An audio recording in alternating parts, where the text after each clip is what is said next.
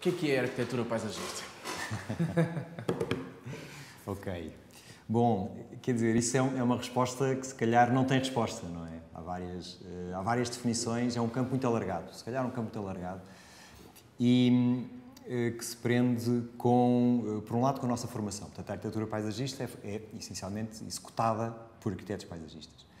E, portanto, um arquiteto paisagista tem uma formação básica em artes, em técnicas, em ciências, mas também em valores, em princípios, e, curiosamente, tem que ser alguém que acredite muito no que faz, não é? Portanto, o arquiteto paisagista é aquilo que a sociedade, hoje em dia, definirá como alguém capaz de ser um especialista da generalidade e que alguém que tem que ser capaz de mudar de escalas com alguma frequência, mas percebendo sempre que o trabalho que está a fazer é um trabalho em benefício dos outros. É um trabalho que tem uma grande dimensão de justiça intergeracional, porque é um trabalho de tempo longo. É um trabalho onde nós trabalhamos, obviamente, para a nossa geração onde estamos, não é?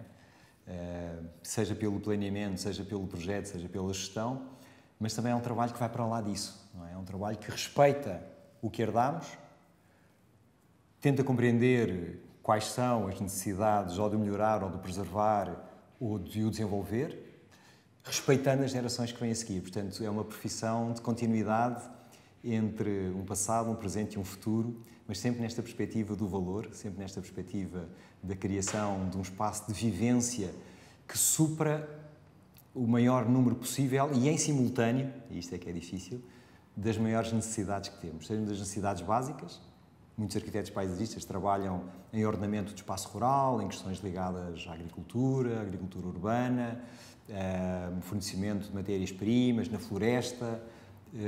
Portanto, essa dimensão, a água, questão essencial ligada à água, não é? Principalmente agora também muito nas questões dos sistemas urbanos de drenagem sustentável, por exemplo. Mas depois também há muitos arquitetos que trabalham no outro espaço que é o recreio. Portanto, a importância que temos de voltar a repensar-nos, a criar-nos, um pouco até a refletir porque é que estamos aqui, como é que devemos estar aqui, os nossos espaços de encontro, os nossos espaços de vivência, o espaço onde estamos com os amigos, onde estamos com a família, onde criamos família, mas ao mesmo tempo é um espaço que também tem que servir para situarmos os nossos valores da democracia, aquela situação que se pode perceber uma paisagem, nomeadamente uma paisagem urbana, pelo rendimento dos seus moradores, é uma situação na qual a arquitetura paisagista tende a ser um bocadinho um equalizador. A arquitetura paisagista tem que ser boa e o projeto do arquiteto paisagista tem que ser bom, independentemente do estrato social ou económico onde está inserido, porque nós costumamos dizer que todos os metros quadrados contam. Isto é um bocadinho como as pessoas, não é? Como a Declaração Universal dos Direitos dos Homens, não é? Ou da humanidade. Todos somos iguais. E, portanto, todos os metros quadrados são iguais. Não pode haver metros quadrados de primeira e de segunda. São todos iguais. Para um arquiteto paisagista, não há frentes, não há traseiras, não é? O que é a traseira de uma árvore? Não é? Jantar-lhe a volta, não é? O que é a traseira de uma árvore? Não existe. Portanto, esta é a nossa dimensão. É a dimensão muito de compreendermos o espaço na sua temporalidade, nas suas causas, nos seus desafios e fazermos com isso espaços de vivência que respondam à continuidade do passado, aos objetivos do presente, mas aos desafios do futuro. Pronto, isto é uma resposta comprida sobre o que é arquitetura paisagista, mas como não há uma definição, assim, teoricamente aceite, não é? Temos as célebres definições do professor Caldeira Cabral sobre a arte e a ciência de ordenar o espaço exterior em relação ao homem, e essa é com certeza uma definição, mas sabemos que, embora esteja aí a essência de tudo, a prática profissional dos arquitetos paisagistas é muito diversa. Temos arquitetos paisagistas a fazer estudos de impacto ambientais, temos arquitetos paisagistas a fazer recuperação de pedreiras, temos arquitetos paisagistas a fazer as suas áreas mais tradicionais, os parques urbanos, temos arquitetos paisagistas a fazer gestão de áreas protegidas, temos arquitetos paisagistas a fazer desenvolvimento comunitário, temos arquitetos paisagistas a imaginar as paisagens do futuro, temos arquitetos paisagistas a trabalhar nas adaptações, às mitigações, às alterações climáticas, temos arquitetos paisagistas a fazer agricultura biológica, temos arquitetos paisagistas a fazer land art, temos arquitetos paisagistas a colaborar com artistas, temos arquitetos paisagistas em cargos políticos e decisórios do país. e são todos arquitetos paisagistas e fazem toda a arquitetura paisagista.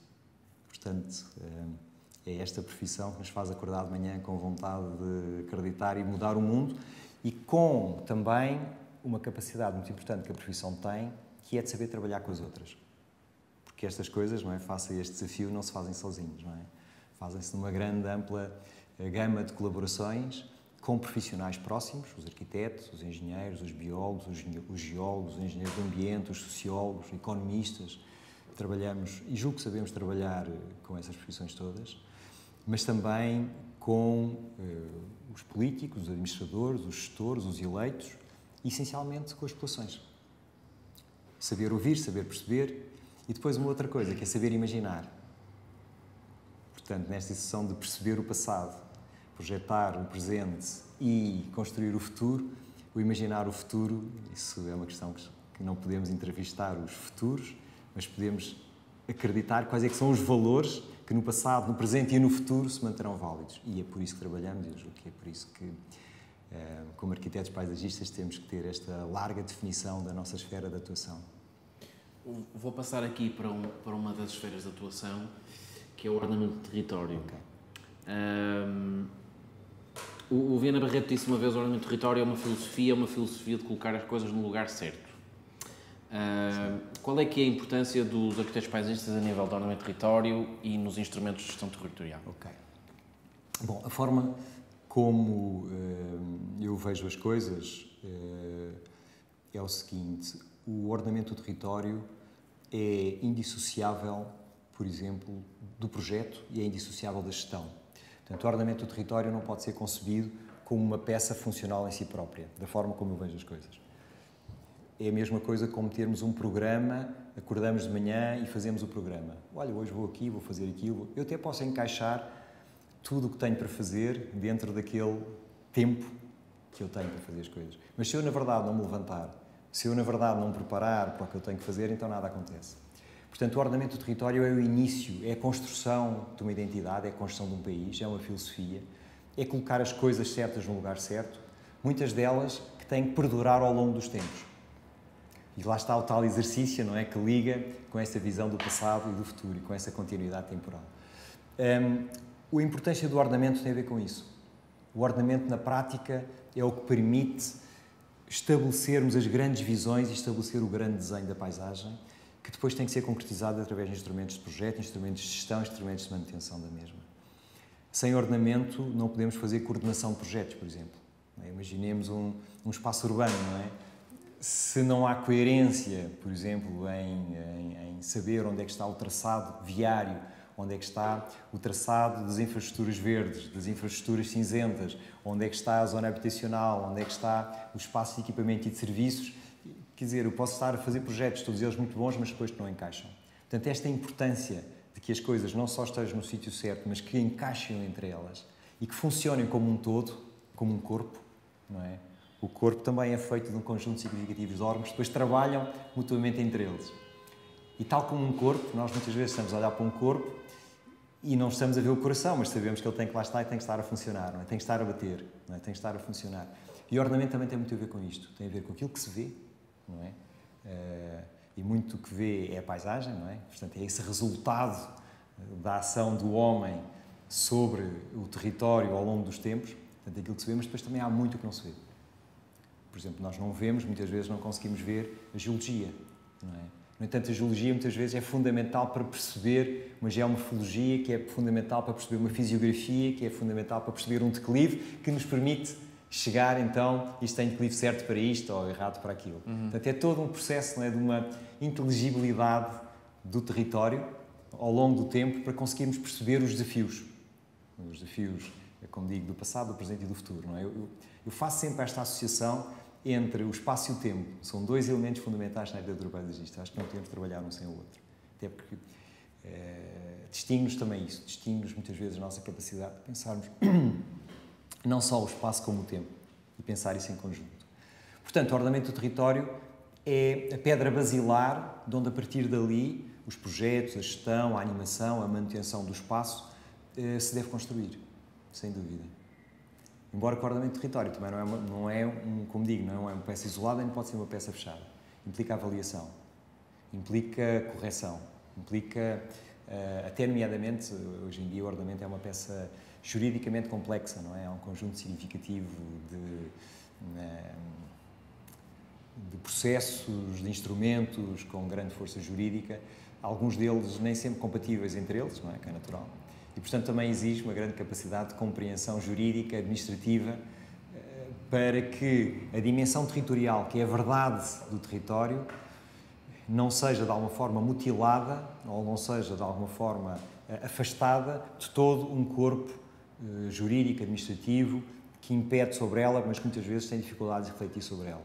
Portanto, conseguir passar dessa verdade do território para a verdade, enfim, ou para a maior verdade possível dos instrumentos que o gerem e que fazem com que a seguir possa haver ação sobre ele, eu julgo que hoje em dia é um dos principais motivos e aliciantes de fazer o ordenamento do território. A APAP foi fundada em 75, creio eu, ou seja, depois do 25 de Abril, 1976. Sim. Okay. Portanto, pode-se eventualmente dizer que foi um exercício de liberdade, que foi depois do 25 de Abril, não é? Qual é que foi a importância da APAP nessa altura e qual é que foi, e o que é hoje, o que é a evolução de 76 até hoje? Ok. Bem, eu na altura julgo, quer dizer, não serei a melhor pessoa para responder sobre a importância na altura, não é? Mas de certeza que já na altura era muito grande, até pelos nomes dos próprios fundadores, que eram todas elas pessoas muito marcantes na sociedade e na prática profissional e na academia profissional. Portanto, sempre foi, julgo eu, uma reunião de pessoas que acreditam muito na profissão. Portanto, sempre é um espírito de missão, não é que vai para lá da simples prática profissional, mas vai no sentido de que espero que isto é importante para a sociedade, nós temos que estar organizados e, mais do que isso, nós temos um papel a cumprir na sociedade. Esse espírito mantém-se até hoje. E muitas das conquistas que a Associação, nestes 40 anos, mais de 40 anos, não é? 42, tem tido, vem de uma caminhada intensa, profícua, de todos os sócios, principalmente dos sócios que mais se envolvem, não é? Embora de todos, e principalmente dos órgãos sociais que estão envolvidos. Os órgãos sociais da APAP sempre foram cargos voluntários, não remunerados, portanto sempre foram questões de gosto, não é? Sempre foram questões de acreditar. E isso julgo que é uma das essências deste tipo de associações, quando as pessoas estão por gosto, estão por causa. Por mais difícil que seja um momento, a pessoa não está a correr porque tem um determinado objetivo pessoal ou um determinado... Não, está para lá disso, não é? Está a acreditar, neste caso a acreditar numa profissão que se baseia nos valores que há bocadinho falámos e que com certeza neste documentário vão ficar expressos pelos vários arquitetos paisagistas que intervêm. Portanto, é acreditar, é essencialmente um exercício de acreditar que fazemos parte de uma sociedade que muito nos dá, mas que também precisa de nós. Acreditar que é uma profissão que tem capacidade de perceber os problemas e de contribuir significativamente para a sua resolução, nomeadamente os problemas que são de base à nossa vida, os problemas da alimentação, os problemas da água, os problemas do espaço. Um problema que cada vez ganha mais peso, que é o problema da biodiversidade. A nossa ligação a estas questões da biodiversidade está a ser muito, ou melhor, ou deverá cada vez ser mais explorada. E, portanto, a APAP também tem aqui um papel de representatividade dos arquitetos paisagistas, não tanto corporativa, porque é mais uma profissão, portanto também tem que ser o seu espaço, não é tanto por isso, mas é sim porque acreditamos muito na capacidade que a profissão tem. E na capacidade que a profissão tem, nomeadamente perante os seus pares. Pela legislação atual, como sabemos, há as chamadas 4 profissões de projeto, não é? Dessas 4 profissões de projeto, que são arquitetos, engenheiros técnicos e arquitetos paisagistas. Estas profissões são as profissões que, de um ponto de vista formal, legal, administrativo, académico, têm capacidade de fazer projeto público, ou seja, são as profissões que, pela sua formação, têm capacidade de que um cidadão, ao usar a resultante de um projeto, o projeto visa sempre a obra, não é? E como há bocadinho dizíamos, o ordenamento permite a coordenação dos projetos, os projetos visam a obra e a obra muda muda o espaço, portanto muda a forma como entendemos. Portanto, estas profissões de projeto são 4, portanto a arquitetura paisagista está uma delas. E o grande desafio agora é colocar a arquitetura paisagista numa situação regulamentar, profissional, semelhante às outras 3. Ou seja, garantir que a arquitetura paisagista é exercida por arquitetos paisagistas e que todo esse processo regulamentar está definido, nomeadamente até eventualmente pela criação da Ordem dos Arquitetos Paisagistas. Portanto, este é um caminho, não é?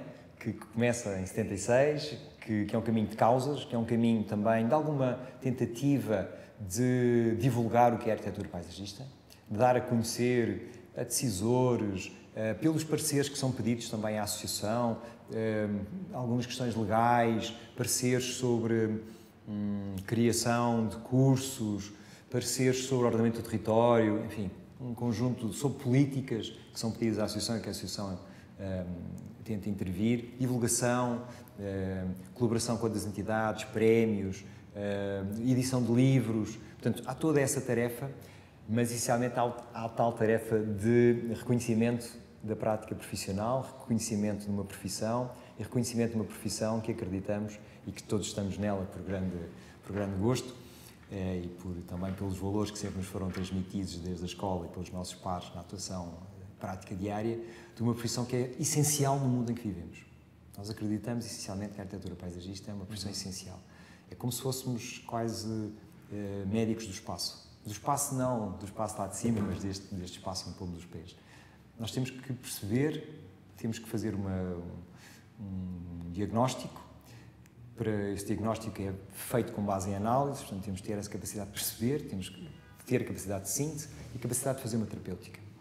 E infelizmente o mundo não está num estado que possa dispensar os médicos, não é? E portanto nós como médicos deste território, infelizmente o mundo precisa de nós.